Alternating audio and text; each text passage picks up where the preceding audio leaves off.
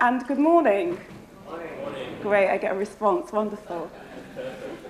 So I am interested in how institutions, and in this case universities, engage with, make sense of, and ultimately end up reframing debates surrounding race.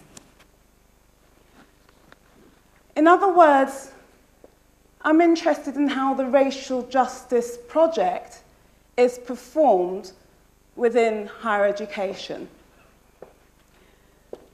And in order to explore that with you today, I'm going to do 4 things. I'm going to say something very briefly about the research evidence in terms of faculty and students of colour. And so, as I say, that will be a snapshot, both in terms of our profile, the demographic in the UK context, and also experiences. I'm then going to go on and ask the question, what is racial justice? Which is really a polite way of saying, what is racism? Okay? But I'm going to try and be polite and not be too challenging, although you may have different views by the end of it. So I'm going to look at what racial justice is, and then I'm going to pick up some of those themes and some of those points to zoom in more closely on the higher education context and ask, what does racial injustice look like within our universities? And then I'm going to close, not in a way that's perhaps tidy and perhaps you might expect, but I'm going to close with a question, which is there hope? Given the points that I've laid out today, is there really hope for racial justice within our universities? So, what do we know about the experiences of faculty and students of colour within the UK context? Well, I'm going to start off by talking about students of colour. And that's a terminology I, by and large, tend to use. I'm hoping there's not going to be a question either about social class, which would drive me crazy, or about terminology. So those are both banned. So the latest statistics on students of colour. Well, and I'm using black and minority ethnic terminology as used in particular reports, okay? So black and minority ethnic students, we know that they're attending university in increasing numbers. They account for around 25% of all first-year UK domicile students taking a first degree. We also know when we take a wider lens and take into account the international agenda, that around 20% of higher education students are international. So it's just a very quick glimpse into some of the figures. But what about their experiences in higher education? Well, we know that continuation rates are lowest for black undergraduates. Continuation rates is just a fancy way of talking about dropout. So we know that black students are most likely to drop out after their first year of undergraduate study compared to other ethnic groups. We also know that there are stark differences in degree outcome by ethnicity. So we know that the differences are most stark when we compare black students with white students. So around 3/4 of white students graduate with a good, a first, or a 2-1 degree, compared to around half, or just under half, of black students. Even when, and this is the piece that really frustrates me and concerns me, even when they enter university with the same prior qualifications. And we also know that even when there's been improvements across all ethnic groups in terms of degree outcome, black students are least likely to share in that success. And we know this data is taken from the Equality Challenge Unit. We know that students of colour are less likely to be in employment 6 months after graduating compared with their white counterparts. So let's move on and look at some research carried out by the National Union of Students. So this is reporting in 2011, looking at the concerns of students of colour, and they found that that group expressed concern about the lack of diversity in the curriculum. That group also found further education in the higher education environment cliquey and isolating. They report experiencing racism. And compared with their white counterparts, black, the NUS has a particular way of defining black, but students of colour are less satisfied with their higher education experience compared with their white counterparts. So that's something very briefly about students, with this context setting here. I'm going to move on and say something about faculty of colour. Now, there's different ways in which I could kind of cut this up, but I've decided to focus on the highest level, so professors. And for colleagues who are not UK-based, the progression, crudely speaking, is lecturer, senior lecturer, reader, and then professor. So if we were to pull all UK white academics into a room and ask those who are professors to put their hand up, around 10.9% would do so.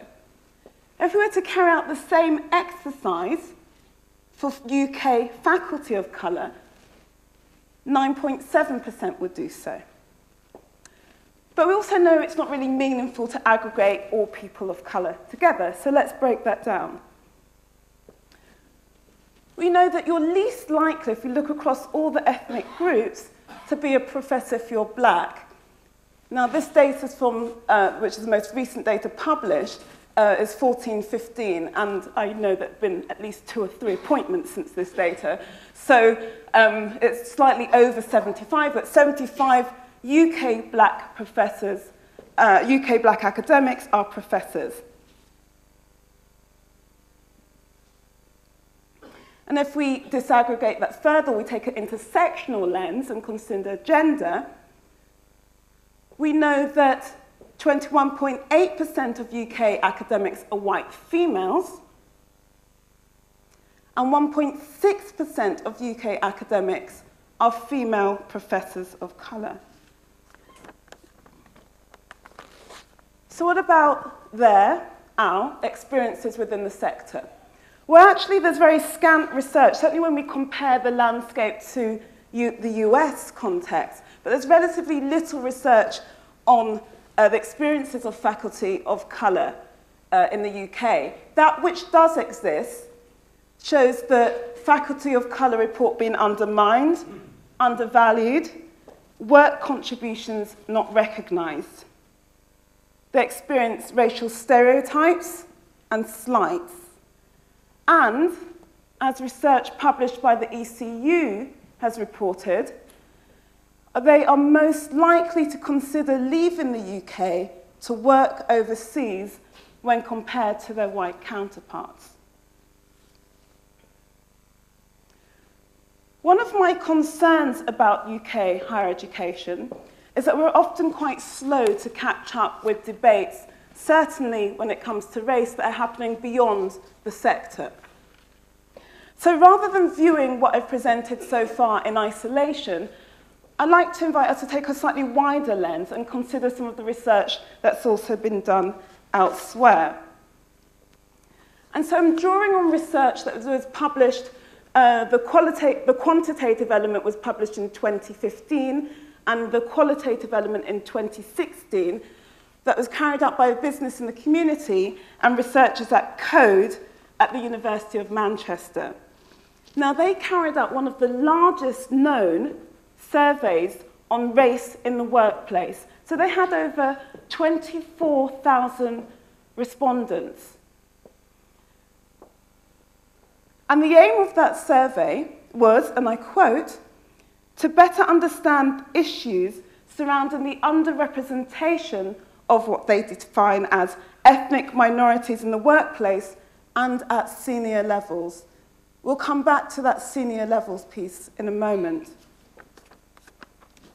So what did they find? they say this: ethnic minority workers are frequently subjected to racism by colleagues, managers, customers, clients, and service users. Racism is experienced in a wide variety of ways, ranging from everyday banter to violence and intimidation. Alongside Islamophobia and anti-Semitism, crude and overt forms of anti-Black and anti-Asian racism are also prevalent. And they conclude that racism very much remains a persistent, if not routine and systematic feature of work life in Britain, thus contributing to the organisation of societies in ways that structurally disadvantage ethnic minority workers. I want to focus a little bit more on this notion of racism. What do we mean by it? Because I argue that despite those findings, if I were to ask people in the room if they were racist, or if they practiced or interpreted policies in ways that were racist, no one would put their hand up. So we have this notion of racism without racist. Okay. And my argument is that actually, and I'm picking up on debates and points that have been made by colleagues working in the field for some time and activists, that actually most people still see to view racism as something committed by extremists or individuals from whom good liberal folk are quick to distance themselves.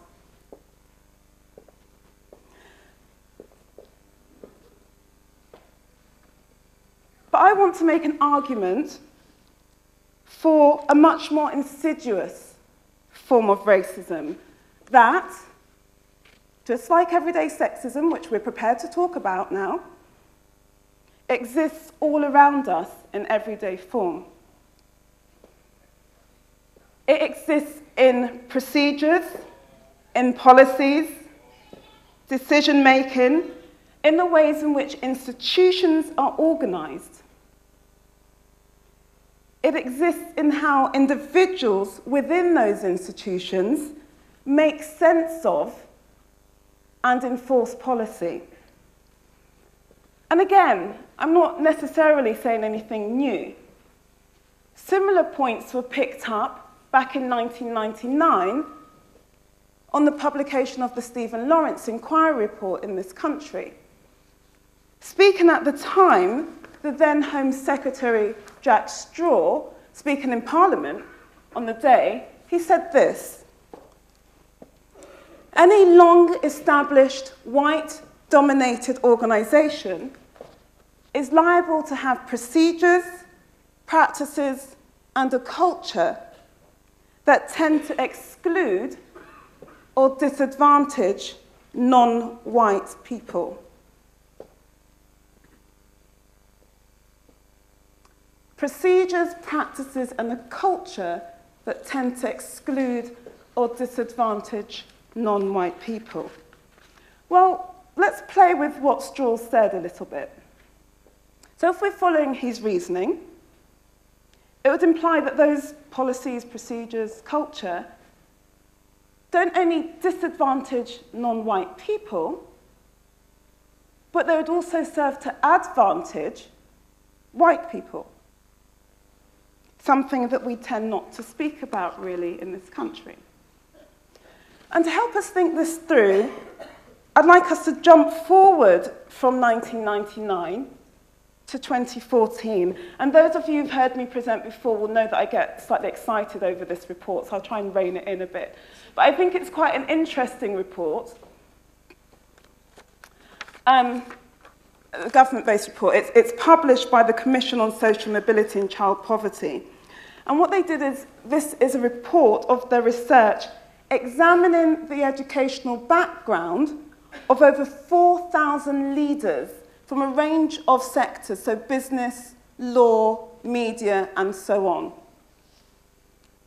So what do they find? Well, they say, our examination of who gets the top jobs in Britain today found elitism so stark that it could be called social engineering. So let's unpick that a little bit more. What else did they find? What else did they say? So I've just pulled out some of the slides from that report. They found that those in top jobs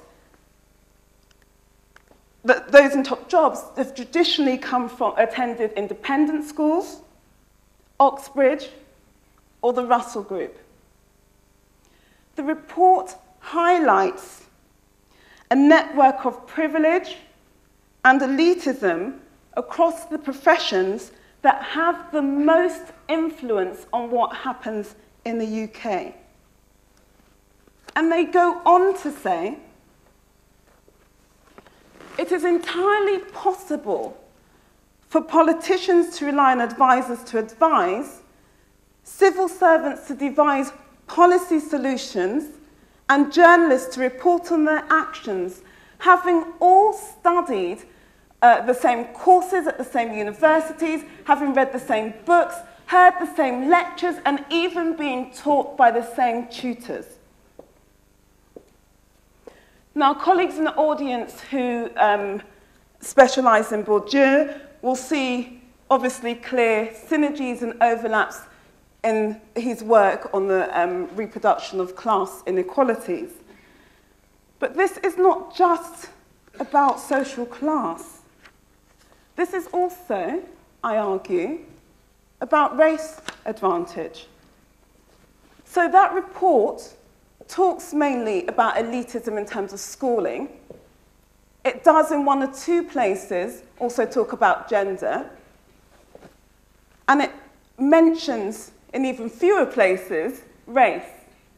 But we don't necessarily need to rely on that report, because we see elsewhere headlines and reports around the lack of representation of people of colour at senior levels across all sectors in the UK.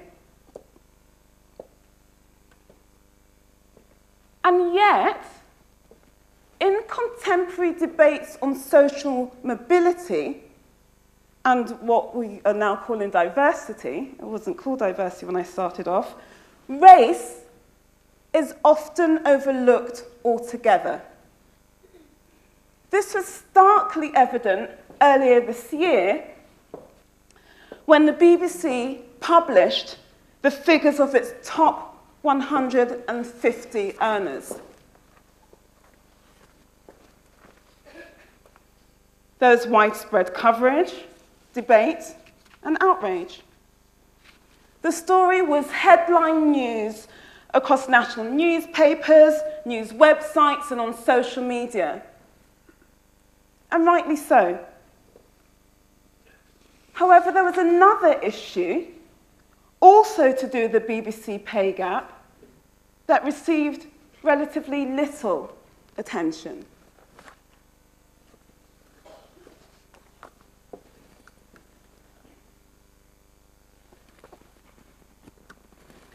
And that is the fact that the highest paid stars, be they men or women, and that's absolutely key, be they men or women, are predominantly white.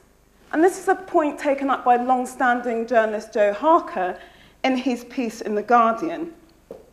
And he argues that race issues are simply not on the radar of most senior journalists, and we could kind of replace journalists with academics, I would argue. And that debates on race and racism are shaped by those in lead positions in the media. He goes on to say, the daily, more subtle but far more pernicious racism of discrimination in housing, in schools, in employment goes largely uncommented upon. It's as if white editors don't get racism unless it's presented to them in sparkling 12-foot-high letters.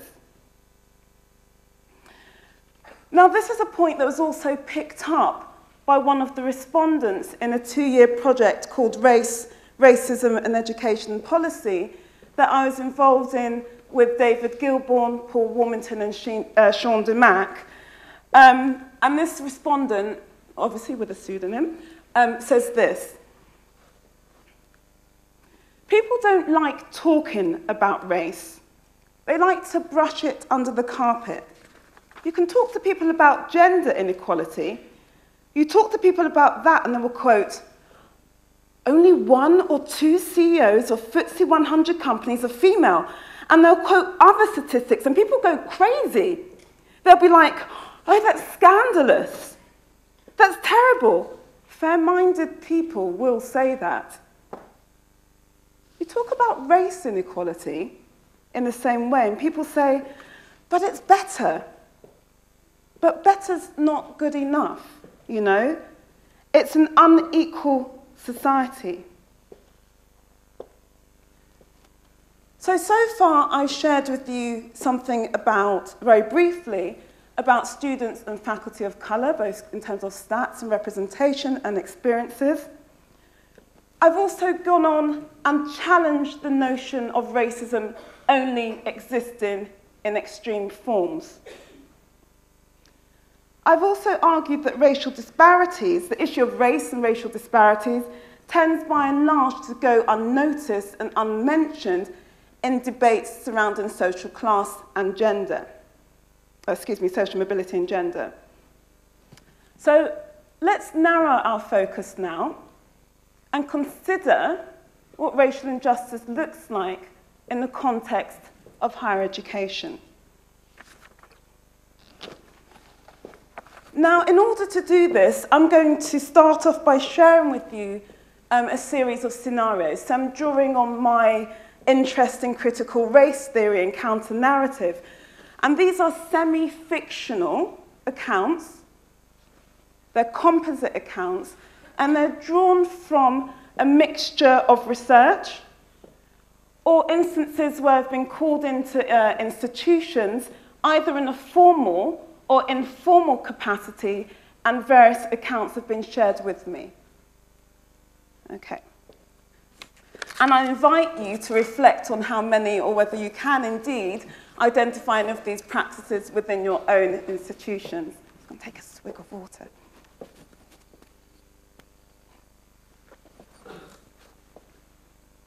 So, example 1.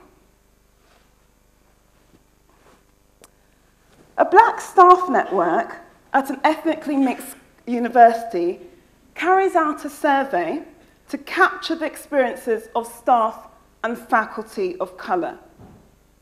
They present the findings in a comprehensive report to the VC, who promises an immediate and thorough response.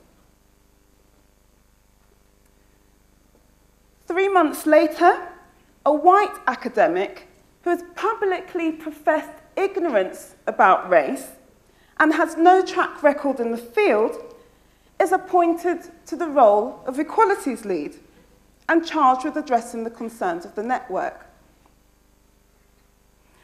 At no stage leading up to the appointment does the VC solicit the views of the Black Staff Network itself, and nor does he ask for guidance from the leading expert on race who works at the same university. Black staff are left feeling disrespected, devalued, and insulted by the appointment. Example 2.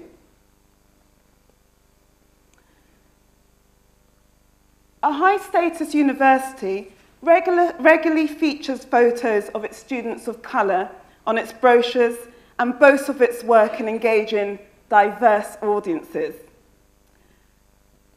Examination of university data shows these students are least likely to take up tutorials, most likely to be absent from lectures, and least likely to graduate with a good degree. When these issues are raised, academics argue that students are adults and they can't force them to take up tutorials or attend lectures. My final example.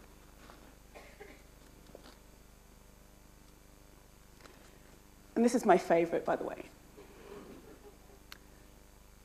A department within a large university carries out research to assess how many staff are from a black and minority ethnic background and also their level of seniority. It finds that there are just 5 from a staff of 112. None is at the level of reader or professor. The department compares its figures to other departments in the same university and finds fewer black and minority ethnic staff in each. It congratulates itself on standing heads and shoulders above the other departments.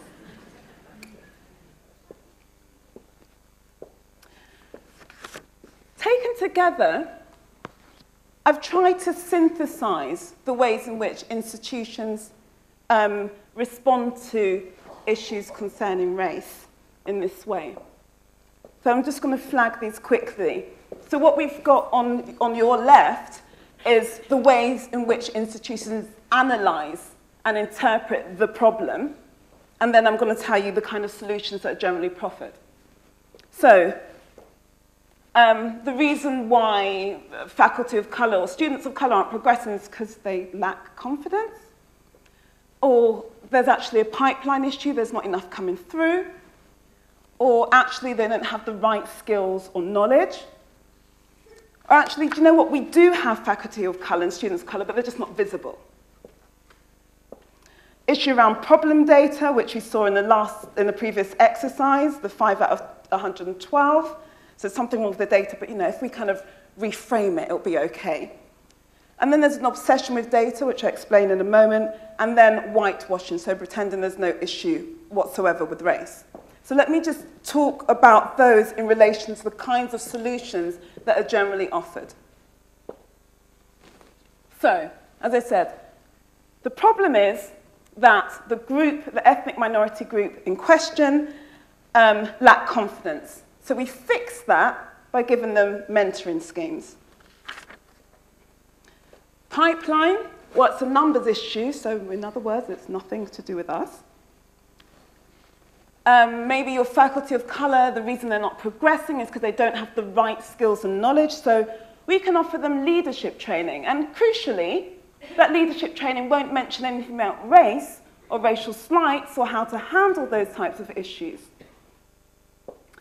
Lack of visibility, we can have ad hoc cultural activities.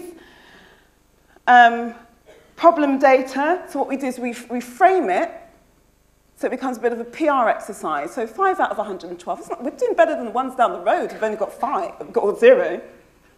And then there's this obsession with data. Either we haven't got the right data or we've got too much data. But either way, what this ends up doing is that, do you know when you see dogs chasing their tails and not actually going anywhere? So it's just fixed. Or there's a failure to see or apply a race analysis at all. In short, the problem is focused on the individual, and there is seldom, if any, reflection on the institution. Now, I had to squeeze in this cartoon, because I also like this cartoon quite a lot, because it does a lot of work. And apologies, it's slightly blurry. So pretend the person on the couch is a person of colour. So just use your imaginations. So we can't find anything wrong with you, so we're going to treat you for symptom deficit disorder. And so part of my issue is that when it comes to thinking about equity, advantage, and mobility, yes, race is absent, but we also tend to look at the bottom of the power hierarchy. We never look at who's making the decisions and who's in positions of power.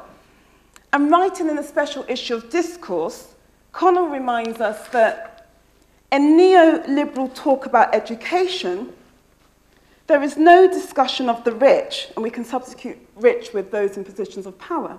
Okay? And there's no language for talking about advantage, institutionalized privilege, or, perish the thought, exploitation. There are only achievers and success, as if the rich, powerful, those in positions of power in our universities, had somehow created their wealth through an immaculate conception uncontaminated by anyone else's labour. And picking up this language around the neoliberal university, I want to draw on debates advanced by colleagues such as Jeff Whitty, Stephen Ball, Mike Apple, and others about the marketisation of education. And I want to think about how the language of marketisation, of economics more broadly, might be useful. And so I've become interested in this notion of trade protectionism, which is defined as the policy of protecting domestic industries against foreign competition by means of tariffs, subsidies, import quotas, or other restrictions or handicaps placed on the imports of foreign competitors. So in other words, this is how countries go about protecting their interests from foreign trade or any threats to the economy. And I want to argue that we can frame the ways in which universities engage with debates on race in the same way. So the institutional solutions offered in relation to race tend to protect the status quo. Often when it comes to discussions of diversity within our universities, we only see gender or social class, if we see them at all, and the debate on race, if it happens, is narrow, and it tends to pathologize racially minoritized groups themselves. And much like the BBC pay debate, we tend to overlook or ignore how whiteness intersects with other identities to shape what Simon Warren calls the masculinist performative culture of our universities. So I said whiteness in the UK, okay. There was a point I just refused to say it in the UK context. I didn't say it when I went to the States. So I've said it. So what is it? What am I talking about? Well, I'm drawing on the work of Zeus Leonardo, and he says this, that in critical studies of whiteness, race is understood as a differential system of advantage that benefits all whites, now here's the thing, regardless of their class or gender status.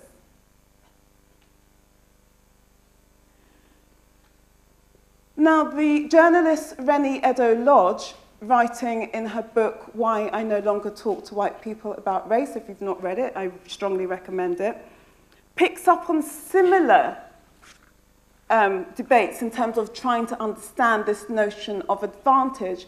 And she talks about white privilege, so systems of advantage.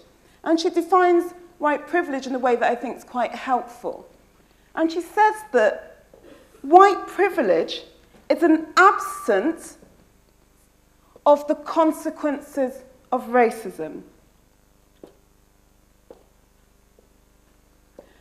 And actually, going back to Leonardo, often what happens, and I know this firsthand, when you bring up debates around race, some white people think that actually you're talking about them individually. And so, many whites, he goes on to say, subvert a structural study of racism with personalistic concerns over how they are concerned as individuals. So where does this leave us with regard to race and higher education?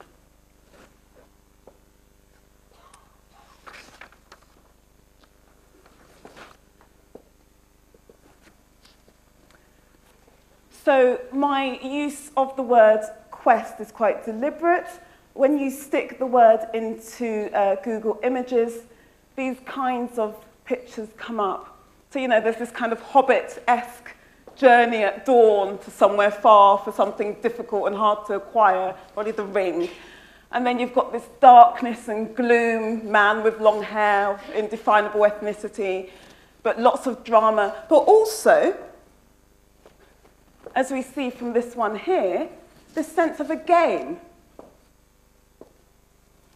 So in using the word quest, my intention is to emphasize the challenge, the impossibility,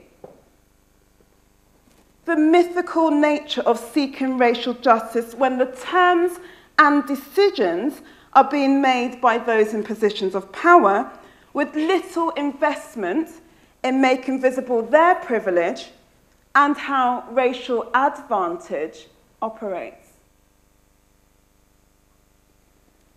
But even as I do this, and as I emphasize this challenge, I do want to draw your attention to some movements of late that have sought to dismantle, decolonize, to reframe the terms of the normative debate surrounding racial justice. And we've seen this call to reframe, to decolonize higher education in the Roads Must Fall campaign, which started in 2015 in South Africa and was picked up most famously in this country by students, campaigners, and others at the University of Oxford.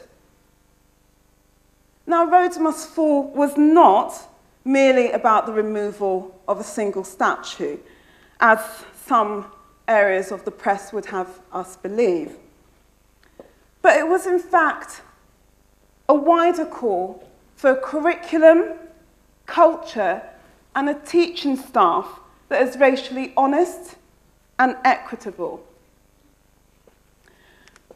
We've seen this call to reframe in the I2M campaign, which enabled students of colour to collectively speak back from the margins and centre their voices and their experiences within a system otherwise disinterested, or some might say willfully ignorant, to what they go through on a daily basis. I also note work being done by colleagues at Birmingham City University to educate, inform, and give presence to Britain's colonial history in the form of the UK's first Black British Studies programme.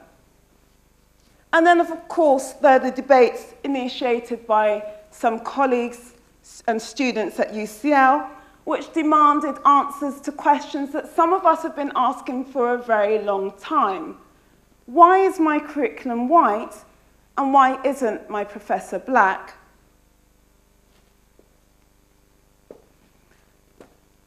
And I suppose, in drawing to a close, that there'll be an expectation that I'll end on a note of optimism.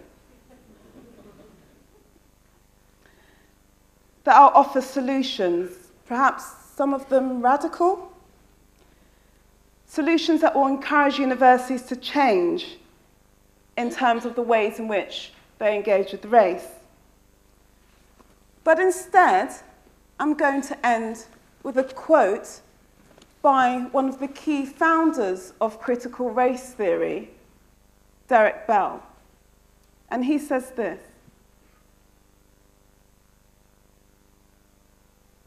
"The goal of racial equality is, while comforting for many whites, more illusory than real for blacks. For too long, we have worked for substantive reform, then settled for weakly worded and poorly enforced legislation, indeterminate judicial decisions, token government positions, even holidays.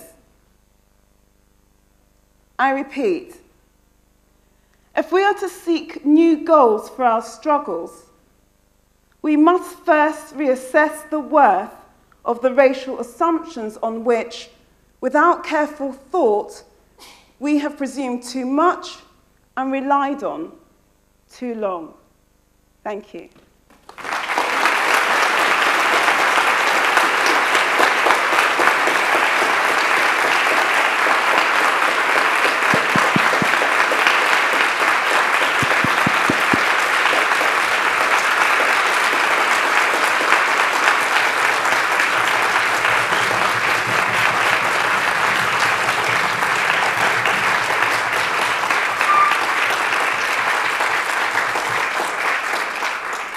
I said Nicola was never, in my experience, been afraid of posing difficult questions, and your keynote has absolutely duly lived up to billing.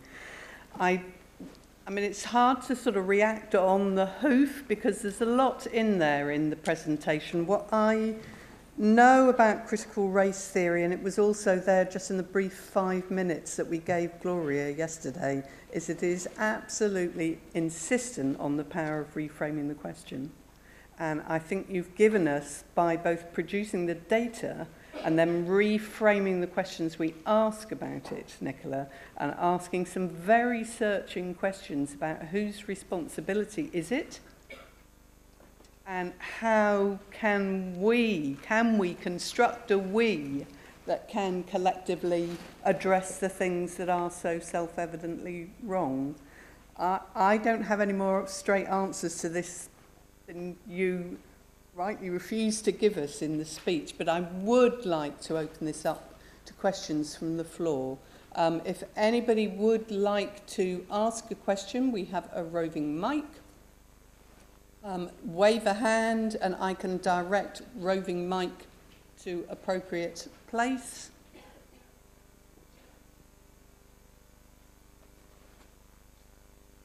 One down the front here, please. The long front row. When you get down here, you'll find him approximately in the middle and wearing glasses. David.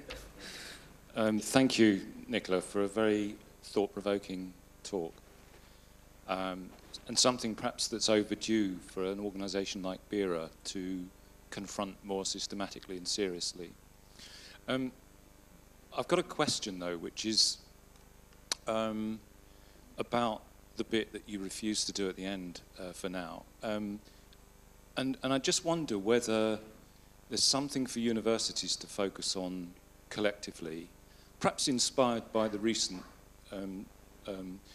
inputs from the Vice-Chancellor at Oxford about the role of universities, actually, even though Oxford has got as much as anyone to worry about in what you've been talking about. And it's really that it seems to me that many of the issues you've raised are a product of a sort of cultural refusal to see sociality as an actor. And to put that another way, a sort of an unthinking default to individualism. And some people attribute that to, Anglo-Saxon culture. Others attribute it to neoliberal economics. There's certainly an unholy alliance, isn't there, between that sort of thinking and economics. And I just wondered whether you'd want to say anything about how universities might do more to challenge that unthinking individualism. It's a bit of a broad question, sorry.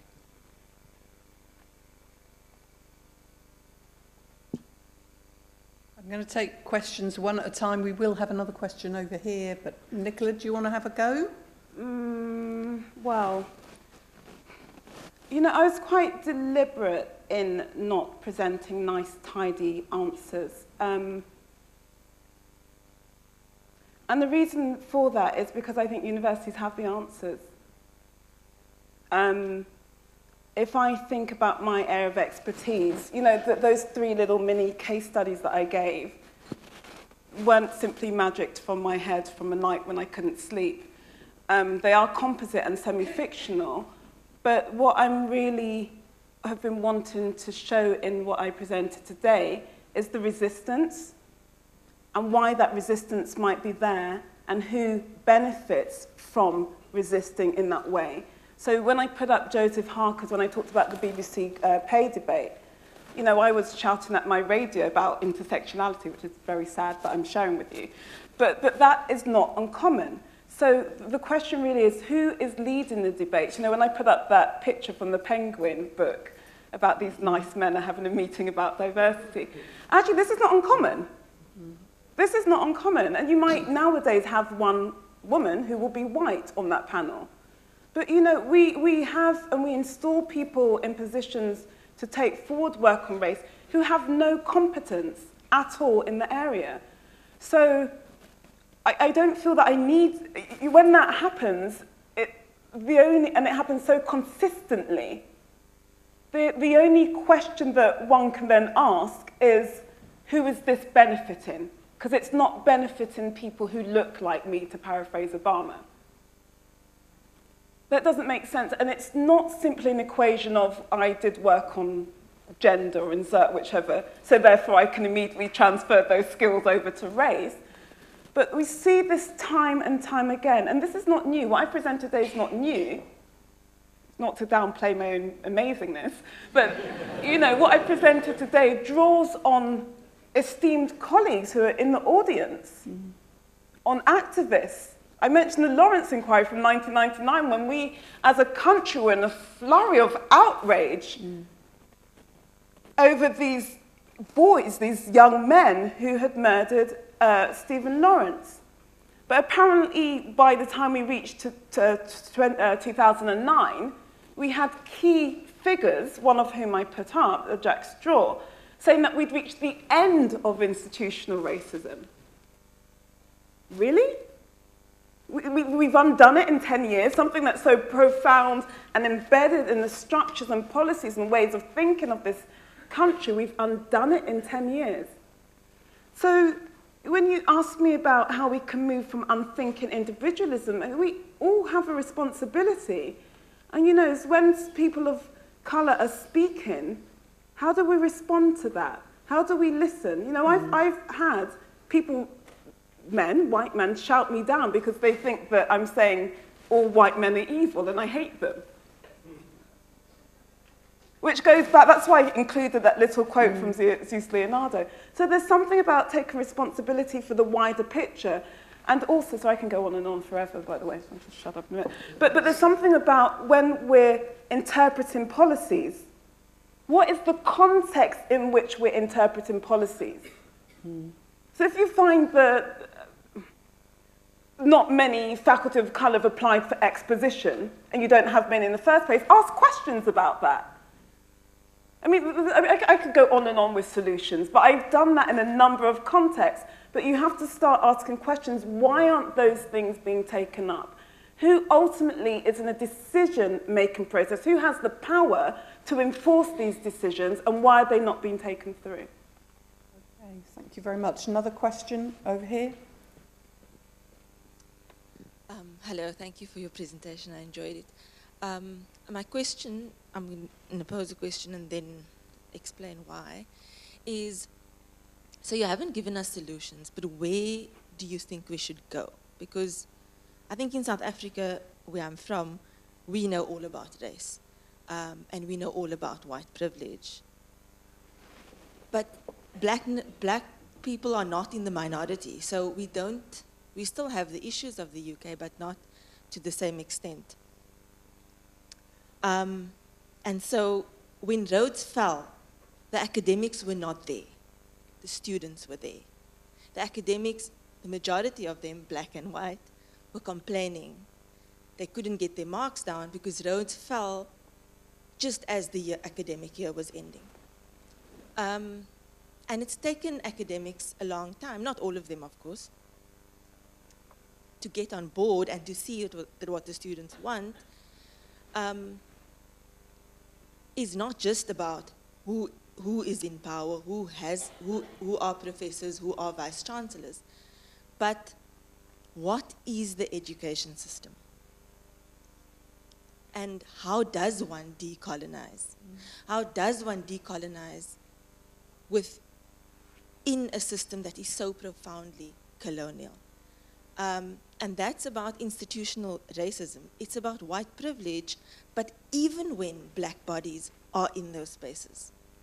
And that's the research from South Africa that's coming out. Carolyn McKinney has just published a book on language and power and showing how exactly that happens.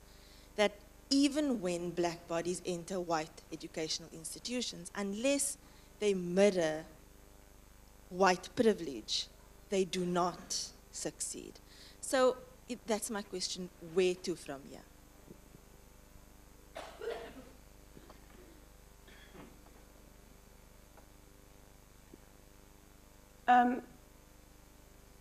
You guys want solutions, right? On a really basic level, you know, what I would urge colleagues to do is every time you're talking about gender, be intersectional, think about race. So gender is not the same. Your experience, my white female colleagues, when they're talking about gender, don't mention their white identities and their white privilege. So that's a starting point. And it's also the same case when it comes to social class. We have lots of debates on social class, but without naming explicitly which ethnic group we're referring to. It's often white people.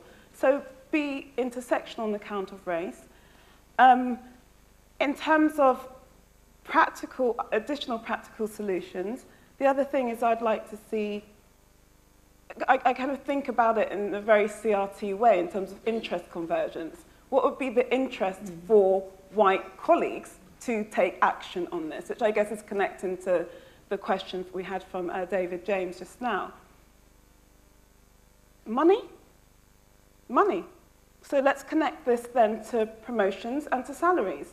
If you're not making meaningful action and change with regard to progression of faculty or students of colour or outcomes, then actually I believe we'd start seeing some change. Okay, we have time for one more question. Dr. Rollock, thank you so very much for your incisive, hard-hitting, and moving presentation. And thanks, too, for insisting that we sit with the difficult questions. Oftentimes, in academia, across the world, frankly, there is often a push towards knee-jerk responses following moments of tension, moments when we have to sit with difficult questions that produce short-term solutions and actually reify or exacerbate the very problem we're trying to address. I want to, where possible, complement some of the hard-hitting questions you've posed by maybe sharing some additional ones for us all to think about, but would love to hear your thoughts on those too. You spoke broadly about racial injustice and inequality in UK higher ed, but what are its implications for BERA? We do research on readers and professors here in the UK, in the US, assistant professors, associates, full professors. But do we need to start asking questions of vice chancellors? Do we need to start studying vice chancellors? Do we need to start thinking about pipelines for the few faculty, the few professors, the 75 you named, full professors? Do we need to start thinking about pipelines into vice chancellorships? Additionally, what might we do for the future in terms of comparative higher educational research to better understand the global architecture of white power? For the very dynamics you've underscored today are relevant to South Africa, as my colleague has just underscored. They're relevant to the United States, to Brazil, and so many other parts of the world. So what does this potentially tell us about the global dominance of whiteness and its significance in the UK and other parts of the world? Okay, so you stuck in quite a few questions there, right? Well, I'm only going to choose a couple to answer. Implications for BERA. Where is our new president? I introduce you to Professor Gary McCulloch. That's that question. So you dealt with. Bloody hell.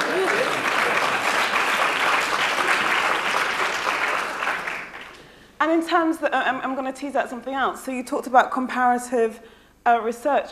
You know, one of the areas that really intrigues me is how, if I'm saying this is the lay of the land, how is it that one becomes successful as a faculty of colour or a minoritized group within that space? Many years ago, when I was working as a researcher, so I started as a contract researcher, which isn't uncommon either for women or faculty of colour, I was assigned a mentor to help my confidence, because I don't have much confidence. And one of the things that I was really struck by, because I think at the time there were 18 black female UK black female professors in the country, and it's gone up to a staggering around 25 now. But at the time, and I said to the white woman, older white woman in question, I said to her, and I was being a bit naughty because I was testing her as well, but I said, oh my goodness, I can't believe there's just 18. And I think she read that as me feeling demoralized by the fact there are only 18.